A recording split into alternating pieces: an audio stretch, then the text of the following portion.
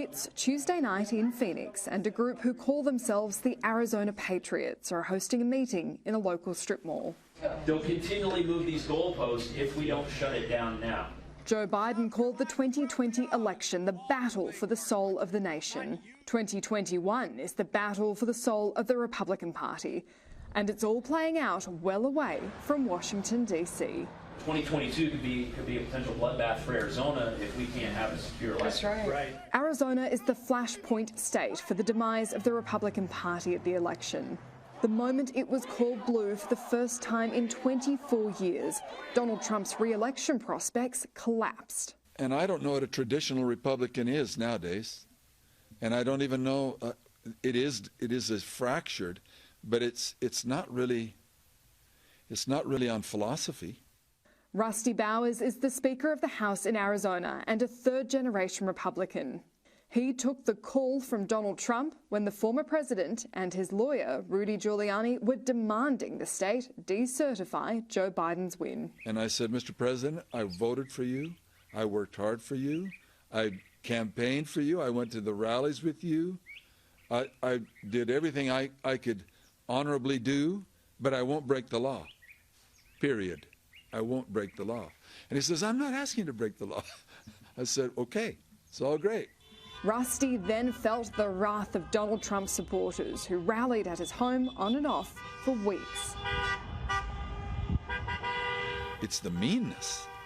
I mean, if I don't agree exactly on everything you do, or if I don't agree with the president, his stance after the election, that suddenly I'm not a Republican anymore, or that I'm worthy of 20,000 emails every day for weeks and 7,000 voicemails. They think that everyone who works in here is establishment. So they have to get past that, and they have to get past some of their own egos. They're not the smartest people in the room.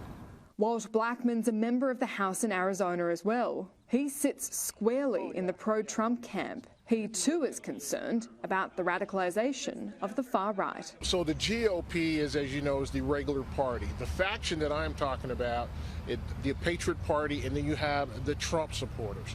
The Patriot Party is far right extremist.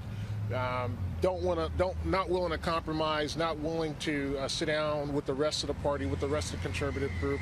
And the Trump supporters, they fall in line a little bit with the GOP. However, they follow President Donald Trump more than they would follow an established Republican. If Donald Trump were to break away and start his own political party, it's everyone here who'd be at risk of leaving. Mandatory mask wearing has galvanized them into action. Businesses don't have to enforce, so it really neuters any mask mandates, and then we can, yes? How about a muzzle for Cindy McCain? If you give me language on that, I'll see if someone will write it down. More than 10,000 people in Arizona have dropped their registration with the Republican Party since the election.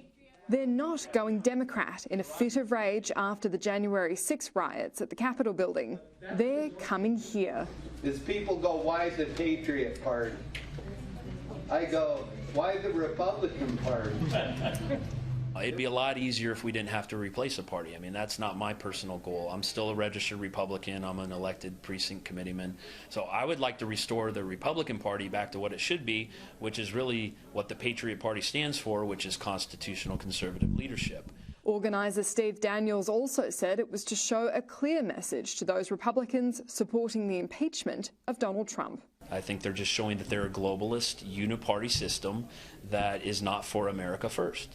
Because again, Donald Trump was about America first, and if they're trying to demonize or convict him for something that he didn't even do. The margins have been narrowing in Arizona for decades, and while there are lessons to be learned about why the state went blue, it's the sudden and severe fractures within the Republican Party that are representative of the broader issues right across the country, and just how fragile the situation is, with Donald Trump's legacy still looming large among everyday Republicans. But I would like to see President Trump run again, because he's got a lot of things that he still wants to finish.